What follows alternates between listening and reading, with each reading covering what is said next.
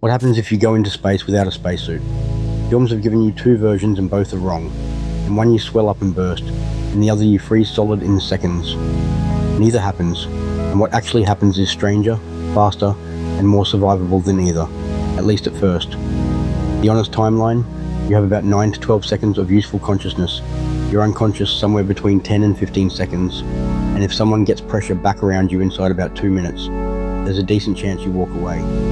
But the interesting question isn't whether you would survive, it's what is going on in those first 15 seconds. Start with the bursting, because the physics kills it immediately. The pressure inside your body is about 1 atmosphere, outside essentially 0.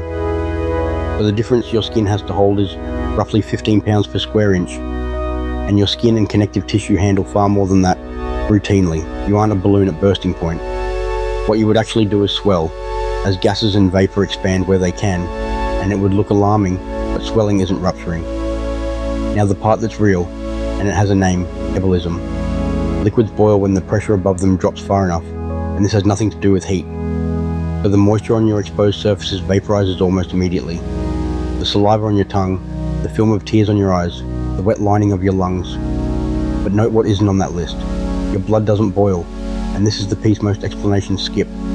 Your circulatory system is a closed, pressurized loop, and your vessels keep the blood under enough pressure to stay liquid. What is exposed to vacuum vaporizes. What is sealed inside the pipes doesn't. So what gets you oxygen, and faster than you would expect? Your lungs work by pulling oxygen from higher concentration outside to lower inside. In a vacuum, that gradient runs backwards, and your lungs will actively pull the remaining oxygen out of your blood and dump it into the vacuum. You aren't simply deprived of oxygen, you're being drained of what you already had, which is why consciousness goes in 10 to 15 seconds, rather than the minute of breath holding you might expect. It's also why the worst thing you could do is hold your breath.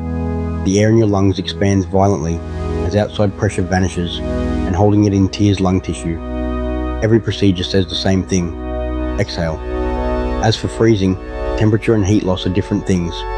You lose heat by conduction, convection and radiation, and in a vacuum the first two are essentially unavailable, because nothing is touching you, and there's no air to move. That leaves radiation, which is slow. On a time scale of hours, you would be dead of oxygen loss long before cold mattered. All of this could have stayed theoretical, and the reason it didn't is a bad afternoon in a test chamber. In 1965, at what is now Johnson Space Center in Houston, a technician was inside a vacuum chamber testing a suit when a hose disconnected and depressurized it. He remained conscious for roughly 12 to 15 seconds. Exactly in line with what the physiology predicts, the chamber was repressurized in time, and he survived. What he reported afterwards is the detail quoted ever since. The last thing he remembered before losing consciousness was the saliva on his tongue starting to boil. That account, with animal studies and later aviation data, is most of why we can talk about this timeline with any confidence. Now here is what people take away wrong.